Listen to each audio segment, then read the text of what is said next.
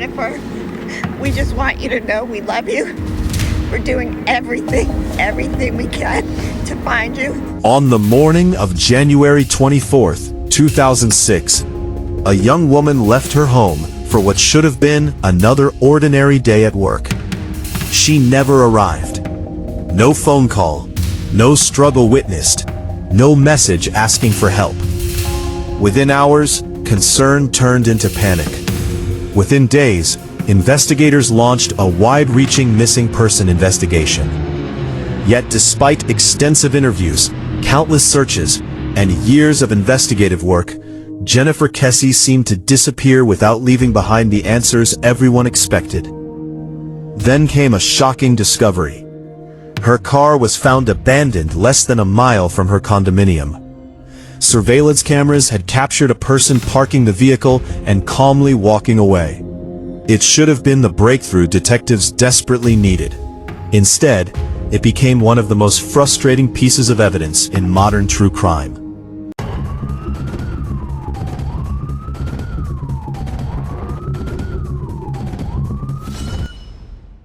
I'm not here to guess what happened before a jury does. I'm here to make sure you actually understand what's known so far. By an extraordinary coincidence, every clear frame of the surveillance video captured the person's face hidden behind fence posts. Investigators had a suspect on camera, but no identifiable face. Nearly 2 decades later, Jennifer's disappearance remains unsolved. This is the story of Jennifer Kesse. Before she became the center of one of America's most puzzling missing person cases, Jennifer was known by her family and friends as ambitious, dependable, and full of optimism. Born on May 20, 1981, Jennifer grew up in Florida in a close-knit family. Her parents, Drew and Joyce Kesse, described her as independent from a young age. She worked hard, set high standards for herself, and pursued her goals with determination. Friends remembered someone who could light up a room with her smile. She enjoyed spending time with family, building friendships, and planning for the future. She wasn't known for taking reckless risks or disappearing without explanation. By her mid-20s, Jennifer had already built the kind of life many people spend years trying to achieve. She had graduated from college and was working as a financial analyst in Orlando. Her career was progressing well, and those around her believed she had a bright future ahead. Jennifer had also recently purchased a condominium at Mosaic at Millenia, a development in Orlando, Florida. It represented a major milestone in her life, a home she had earned through hard work. At the time, however, the condominium complex was still under construction. Many units were occupied, while others were unfinished. Construction workers moved throughout the property during the day, and the area had a constant flow of contractors and laborers. Jennifer had mentioned to family that some interactions with workers had made her uncomfortable. Public reports indicate she told relatives that workers sometimes stared at her or made her feel uneasy. There is no public evidence linking any particular worker to her disappearance, but those concerns later became one part of the broader investigation. Despite that discomfort, Jennifer continued with her daily routine. Like millions of Americans, she balanced work, relationships, and plans for the future. She had been dating her boyfriend, Rob Allen, and the relationship appeared to be going well. They had recently returned from a vacation together in the U.S. Virgin Islands, enjoying time away before returning to their normal schedules.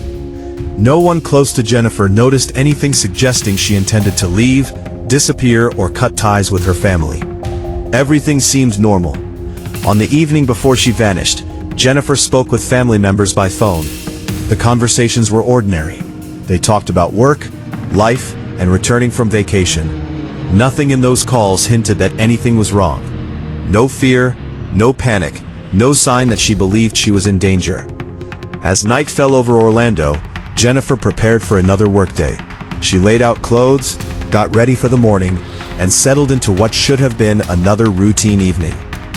If someone had told her family that this would be the last time they would ever speak to her, they would never have believed it. But sometime between that evening and the following morning, something happened. Something that transformed an ordinary Tuesday into one of Florida's most enduring mysteries. The next morning, Jennifer never arrived at work. At first, co-workers assumed she might be running late. Delays happen. Traffic can be unpredictable. But as the hours passed without any contact, concern began to grow. Jennifer was known for being punctual and responsible. Failing to show up without calling was completely out of character. Her phone wasn't answering. Messages went unanswered. No one had seen her. By the afternoon, the concern had spread beyond her workplace and reached her family. What began as a simple question, "Where is Jennifer?" would soon become the beginning of a mystery that investigators are still trying to solve nearly 20 years later. By that evening, Jennifer's family had done what any family would do. They started calling everyone they could think of. Her boyfriend, her co-workers, her friends. Nobody had heard from her since the night before. Drew and Joyce Kesse drove to her condominium at Mosaic at Millenia. Her apartment was empty. Nothing appeared disturbed. Her purse, her keys to the apartment, her everyday belongings, largely where you'd expect them to be for someone who'd simply stepped out. Her car, however, was gone. This detail matters more than it might seem at first.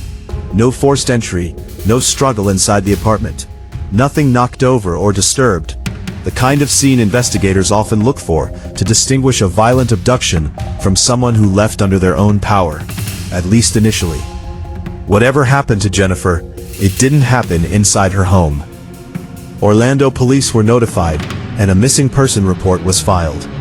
In the earliest hours, cases like this often move slowly by necessity.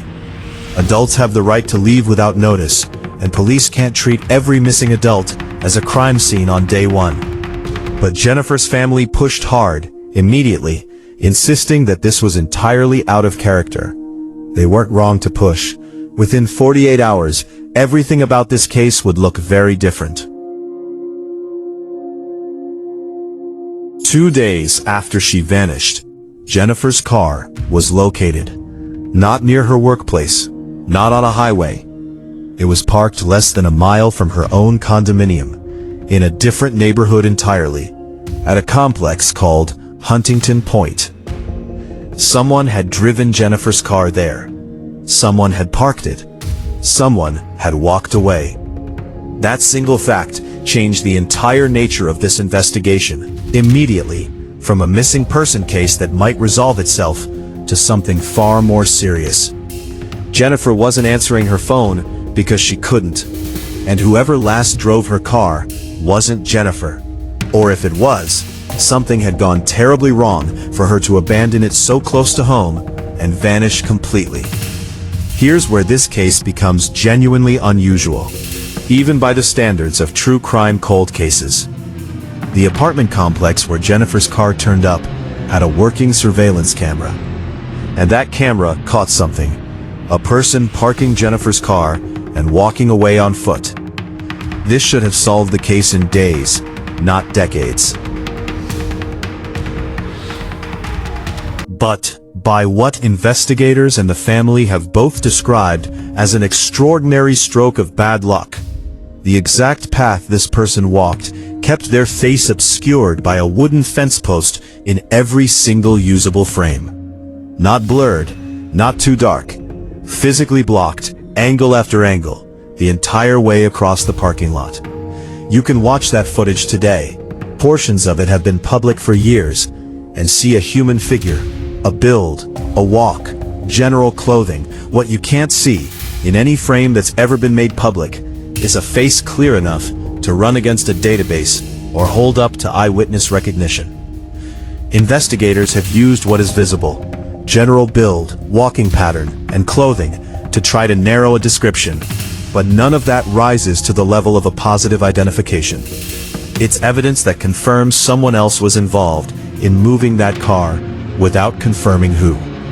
That combination, undeniable proof someone else touched Jennifer's car, and simultaneously no usable image of who that person was, is genuinely rare in a case with any surveillance footage at all. And it's a major reason this case has remained active in public interest for 2 decades. It's not a cold case with no leads. It's a cold case with one incredibly frustrating, incomplete lead sitting right at its center. This is the question almost everyone asks the first time they see this footage, and it's worth actually answering, rather than letting it sit as an assumption. Popular culture has trained people to expect that any blurry or obscured image can be enhanced into clarity with the right software. Zoom in, sharpen, done. That's not how digital image forensics actually works. A surveillance frame only contains the visual information the camera captured at that exact moment. If a person's face was physically blocked by a fence post from the camera's specific angle, there is no hidden data behind that post for software to reveal. The pixels simply don't exist. Enhancement software can sharpen existing detail, reduce noise, or stabilize a shaky frame, but it cannot generate information that was never recorded in the first place. Any tool that claims to reveal a face that was fully obscured is essentially guessing, filling in gaps with a statistical best approximation of what a face might look like, which is exactly the kind of manufactured, unreliable evidence investigators can't use in an actual case, and exactly why this footage has remained an open question instead of a solved one for nearly 20 years. What investigators can do, using modern forensic video analysis, is study elements of the footage that don't depend on seeing a face at all. Gait analysis, which looks at someone's unique walking pattern, general body proportions, and clothing details. These techniques have improved significantly since 2006, and it's part of why FDLE's re-examination of this case involves more than just rereading old paperwork. The original footage itself can be reanalyzed with tools that didn't exist when it was first captured. In the weeks that followed, Orlando police pursued the people closest to Jennifer, which is standard practice in any disappearance, not because they were considered likely suspects, but because ruling out the people nearest to a victim is how investigators narrow a case honestly, rather than chasing the loudest theory. Jennifer's boyfriend, Rob Allen, cooperated with investigators and was cleared early in the investigation. We're noting this directly because true crime coverage of this case has, at times over the years, speculated about him without basis, and we're not going to repeat that here. He was cleared, and there's no public evidence connecting him to her disappearance. I'm not here to guess what happened before a jury does. I'm here to make sure you actually understand what's known so far.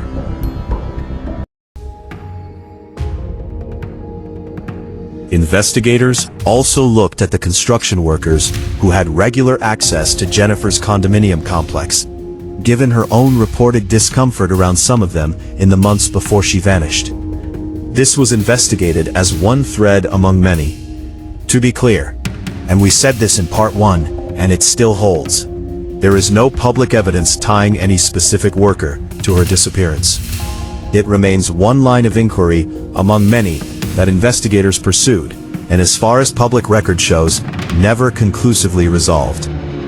Over the following months and years, Orlando police fielded an enormous volume of tips from the public. Reported sightings, theories, leads that had to be checked, and one by one eliminated. None of it produced an arrest. None of it produced Jennifer. By the time her disappearance reached its 1-year anniversary, the case had already become one of the most closely followed missing person stories in Florida, driven in large part by her family's refusal to let the investigation fade from public attention. Over the years, Jennifer's case has attracted an enormous amount of public theorizing. Message boards, amateur sleuthing communities, and true crime coverage have proposed everything from a stranger abduction to a targeted crime connected to someone she knew. We're not going to walk through those individual theories here.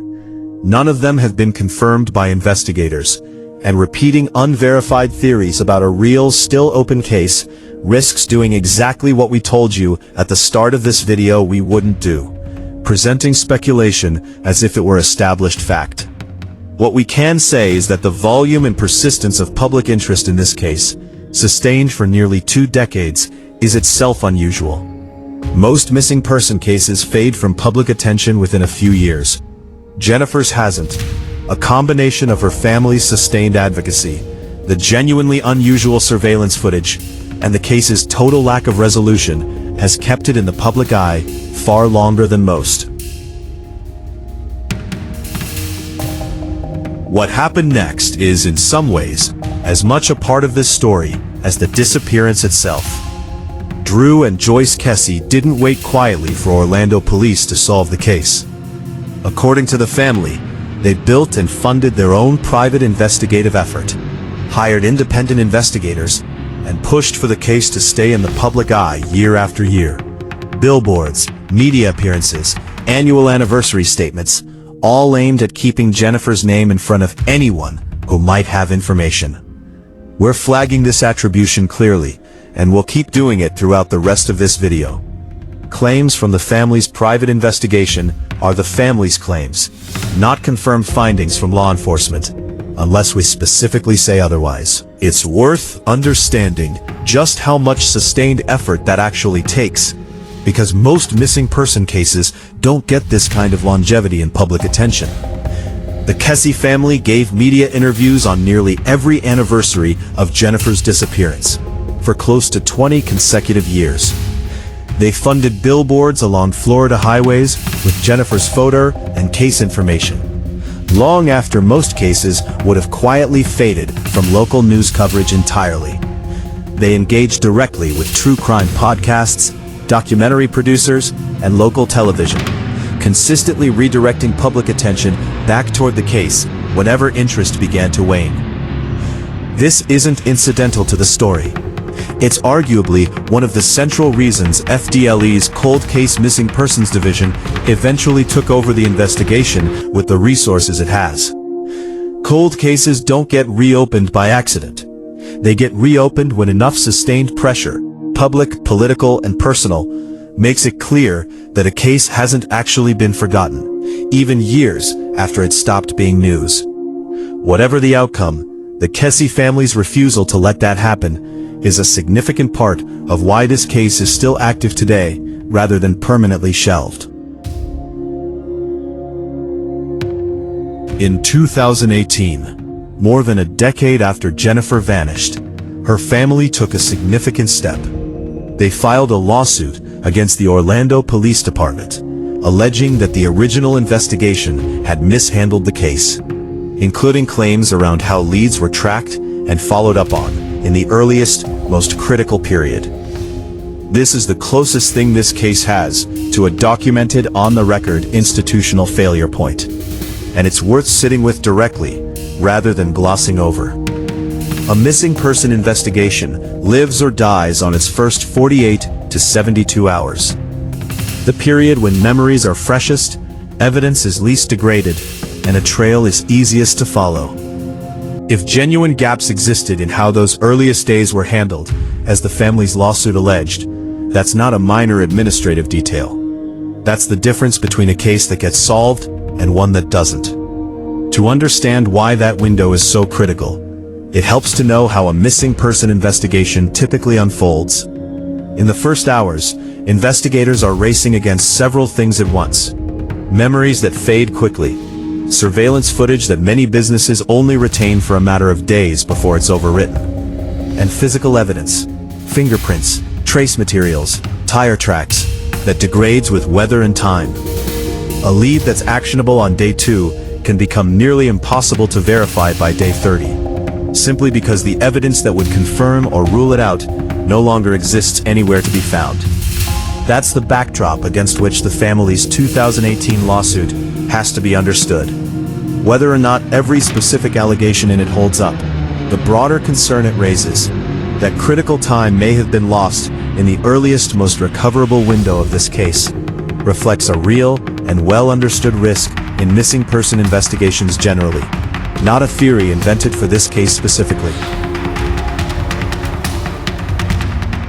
There's one more piece of physical evidence from the scene worth covering directly, because it didn't become public until years later. As part of the 2018 lawsuit against Orlando police, the Kesse family gained access to roughly 16,000 pages of case records, and among them were evidence photographs of Jennifer's car. According to reporting based on those photos, marks visible on the hood of the car have been described by the family and their private investigator as consistent with a struggle. A pattern suggesting someone may have been forced down onto the hood and then pulled or dragged. We're not going to describe this further than that. The point isn't to dwell on it, it's to note that this evidence exists, and that it's part of why investigators and the family both believe this was not a voluntary disappearance. To be precise about sourcing here, this interpretation comes from the family and their private investigators' review of the photos, as reported by Fox News, not a formal forensic conclusion released by police or FDLE. We're including it because it's a significant, documented piece of the public record. But like the family's other private investigation claims throughout this video, it's their interpretation of physical evidence, not an official finding.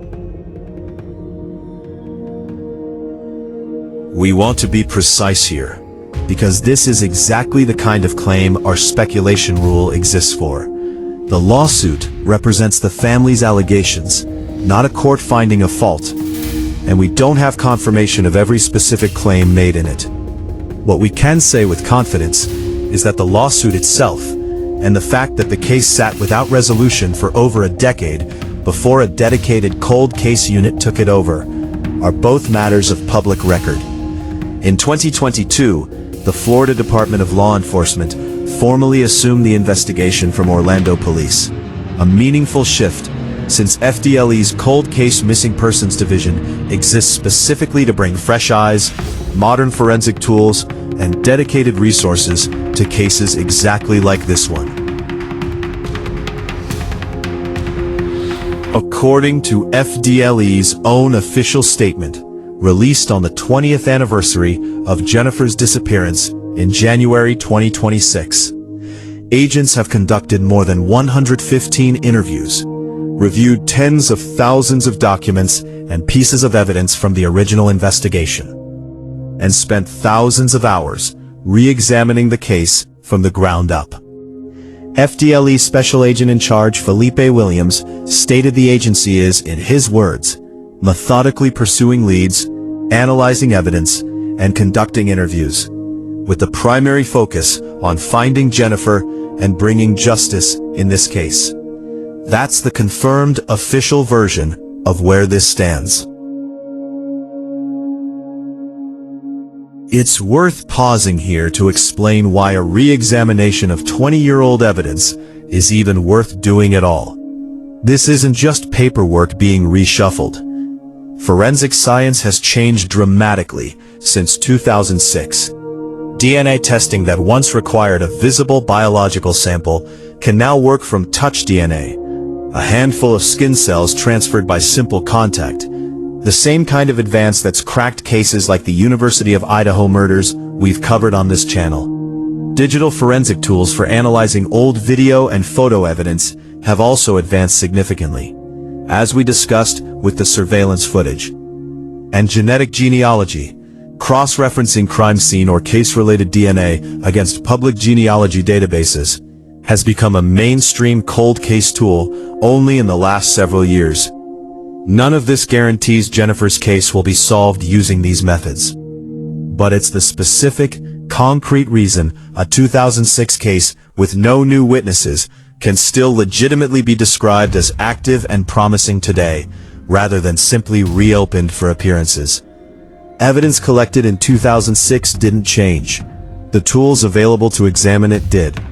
Separately, and we're drawing a hard line here between this and the paragraph above, Jennifer's father, Drew Kesse, has spoken publicly about additional steps the family's own private investigative team has taken, including working with outside technology specialists to reanalyze old case files and evidence using tools that didn't exist in 2006. These are claims made by the family in media interviews, not findings confirmed by FDLE's official statements. We're including them because they're part of the public conversation around this case, not because we can verify them independently. So where does that leave things? Honestly, as of this filming, FDLE has confirmed the investigation is active and ongoing, using modern forensic re-examination of old evidence. The family believes, based on their own private effort, that new tools may be closing in on an answer. Neither of those things is the same as an arrest, a name, or a resolution, and nearly 20 years in, it would be irresponsible of us to imply otherwise. Every episode of this series closes on the same question. Was there a moment where this was preventable, or in a case like this, where it could have been solved sooner? Here, unlike some of the cases we've covered, there's an honest, documented answer, and it doesn't require us to manufacture one.